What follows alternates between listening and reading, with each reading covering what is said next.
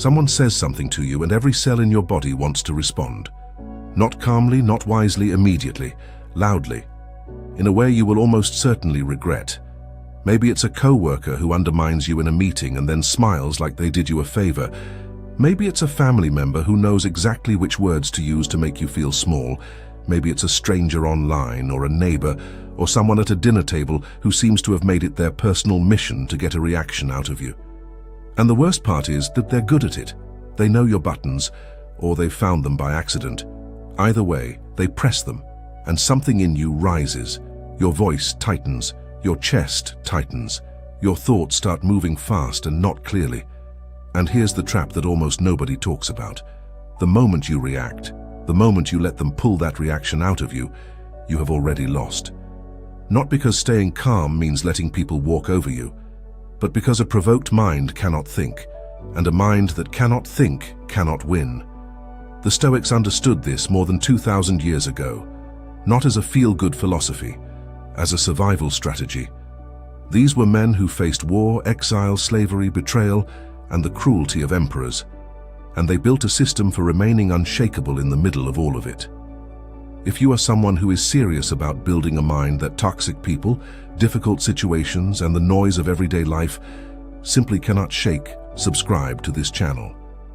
Every week we go deep into Stoic wisdom through real stories and timeless principles designed to help you become mentally unshakable. Subscribe now and turn on notifications so you never miss what comes next. Today, we are going to walk through that system together. 5 principles, 5 stories. And by the time we reach the end, you will understand something that most people never learn. That calm is not weakness. Calm is the most dangerous thing you can bring into a room. Stay with me. Before we get into the principles, I need to say something that might be uncomfortable. Most of the time when someone provokes us and we react, we blame them. And yes, their behavior may be genuinely wrong, it may be cruel, it may be unfair. But here is the question the Stoics would ask you, not to let the other person off the hook, but to hand the power back to you. Why did it work? Why did their words, which are ultimately just air moving through a room, manage to reach inside you and pull something out? Because here is the truth the Stoics kept returning to, in different words, across centuries of writing. Nobody can provoke you without your participation. Marcus Aurelius wrote in the solitude of his journals, words he never intended for any audience, that the things which disturb us are never the things themselves. They are the judgments we place on those things, the meaning we assign, the story we tell ourselves in the half-second between what was said and how we respond. That half-second is where your entire life lives. Epictetus, who had every reason to be a bitter and broken man, a slave, physically abused, stripped of every external freedom, said this: "No man is free who is not master of himself."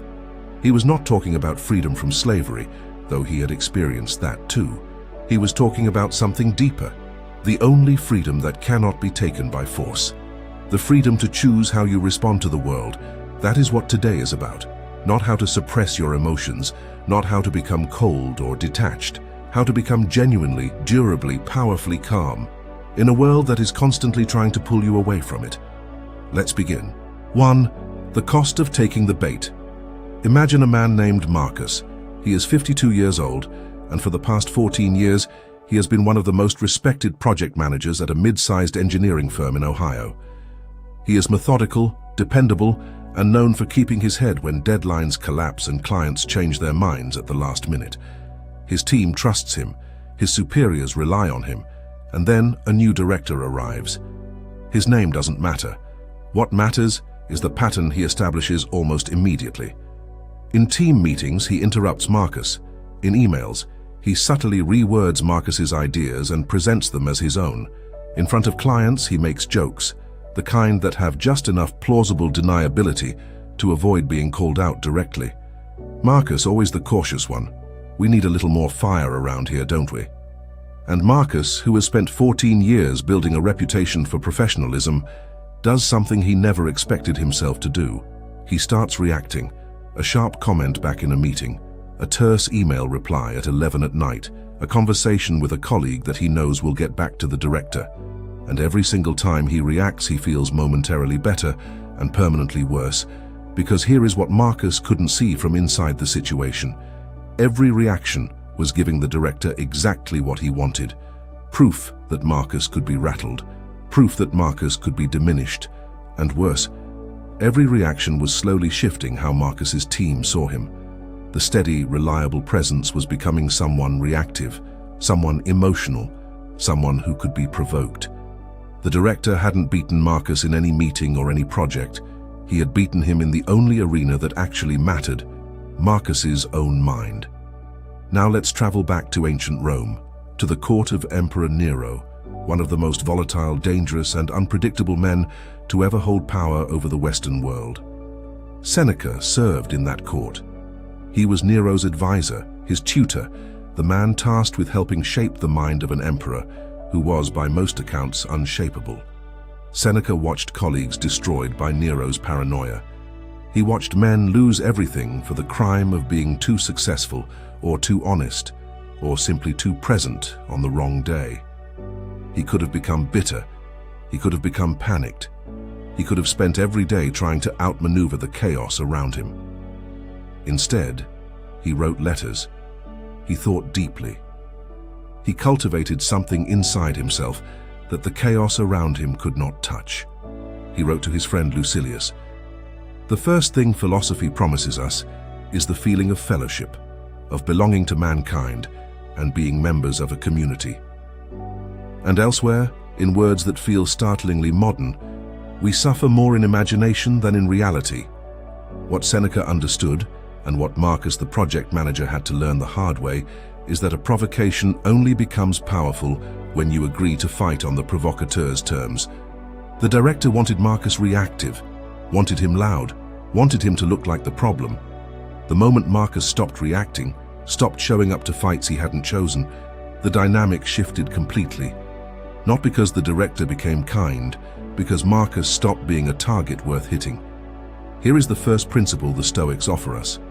Before you respond to a provocation, ask yourself, am I about to fight on my terms or theirs? Because a person who is trying to provoke you has already chosen the battlefield. They have chosen the weapons. They have decided the rules. The most powerful thing you can do is refuse to show up to that particular war. Not with silence that communicates defeat, but with a steadiness that communicates something far more unsettling to them, that their words simply did not reach you. 2. The anatomy of a provocation. Now meet a woman named Claire. She is 49 years old, a high school principal in a mid-sized town in Tennessee, a mother of 2 teenagers, and by every external measure, a composed and capable woman. People come to her with their problems. She is the calm in other people's storms, but there is one person who can undo all of that in about 30 seconds, her mother. It is not dramatic. There are no screaming matches, no thrown objects, just a particular tone of voice, a particular kind of question that isn't really a question. "You're still doing that diet, sweetheart. You look tired. Are you getting enough sleep? I just worry. You know how I am." And Claire, who has handled furious parents and board meetings and budget cuts and a global pandemic, finds herself, at 49 years old, feeling like a child who can't do anything right. She has tried ignoring it. She has tried responding calmly. She has tried having the conversation about how it makes her feel. Nothing changes. And for a long time, Claire believed the problem was her mother. But let's look more carefully at what's actually happening. A provocation, any provocation, is made up of 2 parts. There is the external event, the words, the tone, the action, and there is the internal story, the meaning you assign to those words, the history you bring to that tone, the belief that makes that particular action land where it lands. Claire's mother says, "You look tired," and what Claire hears, underneath the words, is a verdict, a judgment, a message that has been playing in the background of her life since childhood. You are not quite enough, and every time her mother speaks, that old recording plays. Not because her mother is powerful, but because Claire's nervous system has been trained over decades to hear it. Epictetus wrote something that sounds almost too simple until you really sit with it. He said, "It's not what happens to you, but how you react to it that matters." But he went further than that. He said that before you can change how you react, you have to understand what you are actually reacting to. Because most of the time, we are not reacting to the person in front of us. We are reacting to every version of that person or every person like them that we have ever encountered. We are reacting to old stories, old wounds, old moments when someone made us feel exactly this way and we had no tools to handle it. Epictetus was born into slavery. His master was cruel and arbitrary, someone who could inflict pain simply because he had the power to do so. And yet, Epictetus developed something that his master's cruelty could never touch. He understood deeply, personally, from the inside of suffering, that his master could control his body, could control his circumstances, but could not control the meaning Epictetus chose to assign to any of it. He wrote, "Men are disturbed not by the things which happen, but by the opinions about the things." So when Claire's mother says you look tired, the external event is neutral. It is words, it is sound. The disturbance comes from the opinion. From the story, Claire's mind tells about what those words mean, who is saying them, and what verdict they carry. And here is the practical gift hidden inside that understanding. If you can identify the story, the belief underneath the provocation, you can examine it. You can ask, is this story true? Is this verdict one I have decided to accept, or one that was assigned to me before I was old enough to question it? Claire eventually did this work, not quickly, not easily. She sat with herself, honestly, uncomfortably, and traced the provocation back to its root. And what she found was not her mother. What she found was a 49-year-old woman who still, quietly, wanted her mother's approval. And the moment she saw that clearly, really saw it, something shifted. Her mother did not change, but the recording lost its volume. Because Claire had found the wire that was carrying the charge, and she had gently and deliberately disconnected it. Here is the second principle. The next time you feel provoked, don't start with the other person, start with yourself. Ask, what story am I telling about what just happened? What old belief is this activating? And is that belief actually mine? Or was it given to me by someone who didn't have your best interests in mind? The provocation is never just about right now. Find the root, and you will find your way out. 3. The power of the unreadable face. Imagine a man named Thomas. He is 44 years old, a litigation attorney in Chicago who has spent 2 decades in courtrooms that were designed structurally and psychologically to make people crack. He has cross-examined witnesses who lied beautifully. He has faced opposing counsel who used every legal and emotional tool available to rattle him. He has stood before judges who seem to have already made up their minds before he spoke a word. He is good at his job, but the place where Thomas struggles is not in a courtroom. It is at the family dinner table at Thanksgiving. His younger brother has a gift, or perhaps a pathology, for finding the one thing Thomas is most uncertain about in his own life and naming it publicly, casually, as though commenting on the weather. Still grinding away at that firm, Tommy? When are you going to make partner? I thought that was supposed to happen years ago. And Thomas, who can remain composed while a hostile witness dismantles his case on the stand, turns red, goes quiet, drives home in silence and then can't sleep. Because a courtroom is a performance, and performances can be prepared for. But a dining room table with family is where the armor comes off, and his brother knows it. Now let's go to ancient Rome again, but not to the emperors this time, to a man who stood between them. Cato the Younger was one of the last defenders of the Roman Republic in an era when men like Julius Caesar were dismantling it piece by piece. He was not the most powerful man in Rome. He was not the wealthiest. He did not command the largest armies, but he had something that made powerful men uncomfortable in his presence. He was completely, almost unsettlingly unrattled. When Caesar's allies mocked him in the Senate, calling him a relic, an idealist, a man who didn't understand how the modern world worked, Cato did not respond with anger. He did not respond with clever arguments designed to win applause. He responded with the kind of measured, deliberate calm that communicates something words cannot. You cannot reach me. Not because I am cold, not because I don't care, but because I have decided, long before this moment, that your opinion of me is not the measuring stick I use for myself. Caesar reportedly said that of all the men he had faced, Cato was the one he could not intimidate, not because Cato had more power, but because Cato had no fear of losing Caesar's approval, and without that fear, there was nothing to pull on. Marcus Aurelius wrote about this quality, the unreadable face, the unshakable interior, in his private journals. If it is not right, do not do it. If it is not true, do not say it. And for your impulses, control them. That last part, control your impulses, not suppress them, not pretend they don't exist. Control them, which means feel the impulse, acknowledge it, and then consciously decide what to do with it. Thomas eventually developed a practice for the dinner table that had taken him years to find in the courtroom. Before he walked through his parents' front door, he would sit in his car for 2 minutes, not to rehearse what to say, not to plan his responses to anticipated attacks, but to remind himself of something simple.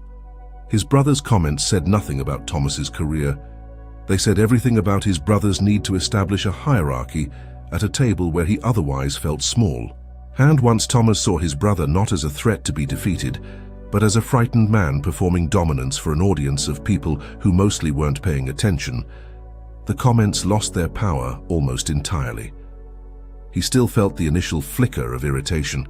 He is human, but the flicker no longer became a fire. Here is the third principle. Prepare your interior before you enter the difficult room. You cannot always control who will be there or what they will say, but you can decide in advance who you are going to be when they say it. The unreadable face is not a mask. It is the outward expression of an interior that has already made its peace. Build the interior. The face will follow. 4. When the provocation is designed to destroy you. Now meet a woman named Sandra. She is 57 years old, a regional sales director who has spent 3 decades earning her position in an industry that has not always been welcoming to women. She has been passed over for promotions she deserved, talked over in meetings, and credited last for ideas she generated first. She built her career anyway, methodically, stubbornly, with a dignity that never made the front page but never left her either. And then she gets a new peer, a man named Greg, who is 15 years younger, significantly less experienced, and constitutionally incapable of being in a room with Sandra without trying to diminish her. He doesn't do it with obvious aggression. He does it with questions designed to sound innocent. Sandra, I just want to make sure I'm understanding your approach correctly. Is this based on current data or more of a traditional model? Said in front of their shared superiors. Said with a smile. Said in a tone that is technically polite and functionally undermining. Sandra knows exactly what he is doing, and she knows that if she responds with irritation, even justified irritation, she will be the one who looks difficult. This is perhaps the most sophisticated form of provocation, and the Stoics addressed it directly.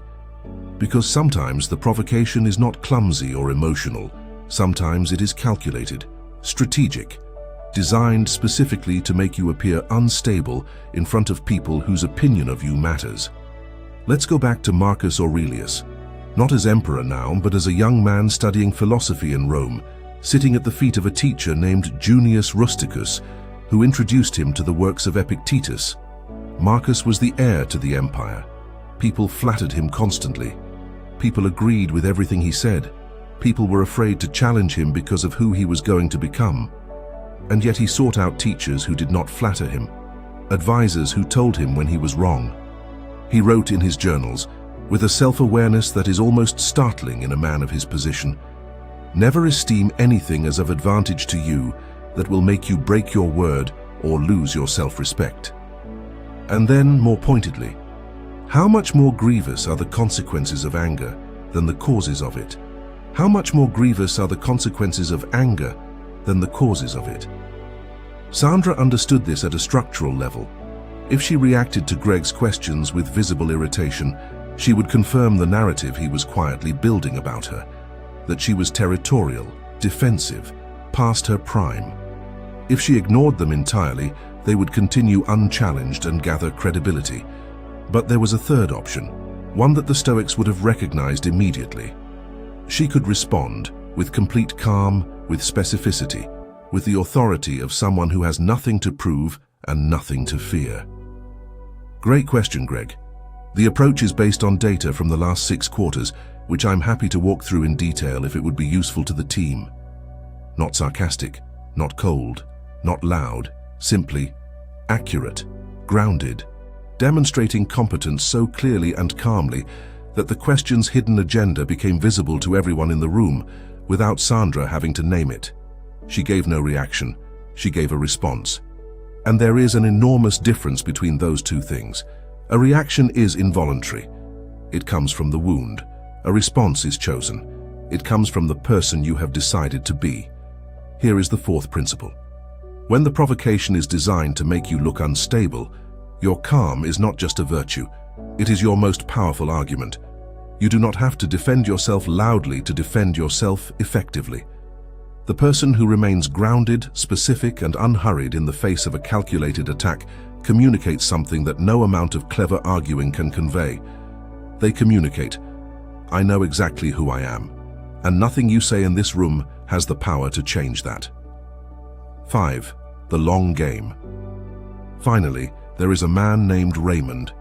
At 63, he has outlasted things that should have broken him. A bankruptcy in his 40s, a health scare in his 50s, and a business partnership that ended in a way that cost him both money and a friendship he thought would last his lifetime.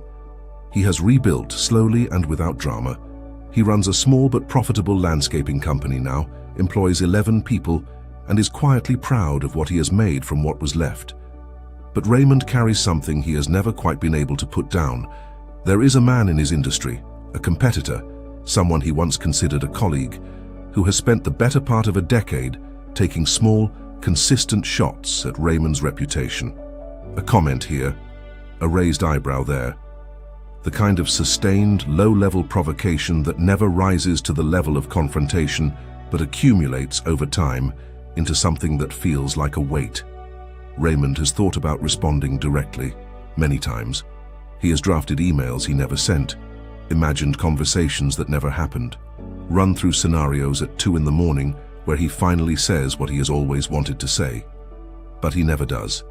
Not because he lacks courage, but because some instinct he can't always articulate, tells him that responding would cost him more than the provocation itself. The Stoics would have recognized Raymond's instinct immediately, and they would have given it a name. Marcus Aurelius called it the long view. In his Meditations, he wrote about the brevity of human life with a regularity that some readers find morbid and others find liberating. He wrote about emperors and conquerors who were remembered for centuries and then forgotten, about great cities that became rubble, about feuds and victories and humiliations that felt enormous in their moment and vanished into history without a trace. He wrote, "How soon will you forget everything? How soon will everything forget you?" This is not nihilism. This is medicine. Because when you hold the long view, when you genuinely feel the smallness of this moment in the span of a life, and the smallness of a life in the span of time, the provocation shrinks. Not to nothing. It still happened. It may still have consequences worth addressing, but it loses the catastrophic weight your nervous system assigned it in the first 30 seconds. Seneca wrote something that Raymond eventually found in a book he hadn't expected to matter to him. Vindica te tibi. Reclaim yourself for yourself, not for your reputation, not for the people watching, not to prove something to the man who has been taking shots at you for a decade, for yourself. Raymond made a decision, not dramatically, not with any announcement. He decided that every unit of energy he spent crafting a response to his competitor was a unit of energy he was not spending on his 11 employees, his company, his family, or himself. And he decided that the most effective rebuttal to a decade of small provocations was not a confrontation. It was a life well and visibly lived. He focused. He grew. He let his work speak with the kind of authority that words, his or anyone else's, could never match. And something happened that he had not planned for, but that the Stoics could have predicted. The competitor's comments gradually stopped landing. Not because the competitors stopped making them, But because Raymond had become the kind of man they simply could not stick to, he had outgrown the target. Here is the fifth principle. Not every provocation deserves a response in the moment it arrives. Some provocations are best answered by the life you build in the years that follow. Reclaim your energy, reclaim your focus, reclaim yourself for yourself. And let time be the argument you never had to make. We started today with a moment you know, that tightening, that rising heat, that half second where everything in you wants to respond and nothing in you is sure how. And we walked through 5 principles, not as abstract philosophy, but as tools built by people who lived in genuinely difficult circumstances and chose again and again to meet those circumstances with something harder to rattle than anger. Let's bring them together. The first principle, recognize when you are fighting on someone else's terms. The provocateur has chosen the battlefield. You can refuse to show up. The second principle, trace the provocation to its root. You are rarely reacting to just this moment. Find the old story. Examine it. Decide if it deserves to keep running.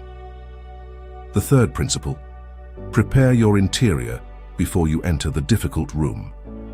The unreadable face is not a mask. It is the outward expression of a decision you already made. The fourth principle, when the provocation is designed to make you look unstable, your calm is your most powerful argument. Give a response, never a reaction. The fifth principle, not every provocation deserves an answer today. Some are best answered by the life you build over time. Reclaim yourself for yourself. Marcus Aurelius, who led armies, governed an empire, and navigated betrayal at a level most of us will never experience, returned to his journals every day, not to record his victories, not to rehearse his arguments, to remind himself. He wrote, "You have power over your mind, not outside events. Realize this and you will find strength." He wrote it because he needed to hear it, because the same man who wrote it was also a man who felt provoked, who felt the pull of anger and the heat of injustice. The Stoics were not people who had transcended being human. They were people who had decided, consistently, deliberately, imperfectly, to practice being something more than their immediate reaction. That practice is available to you, not as a personality trait you either have or don't, as a skill, built slowly, strengthened every time you pause instead of react, every time you trace a wound to its root instead of striking back blindly. Every time you choose the long game over the satisfying but costly moment. You will not get it right every time. Neither did Marcus. He said so himself. But you will get better, and getting better is enough. The world will keep sending provocations. That part is not in your control. What is in your control is who you are when they arrive. Build that person, strengthen that person, return to that person every time you forget. Because calm, genuine, rooted, unshakable calm, is not the absence of fire. It is fire that has learned to burn without consuming everything around it. That is what the Stoics were building. That is what we are building here. Take care of your mind. The world will take care of itself. Until next time, till next.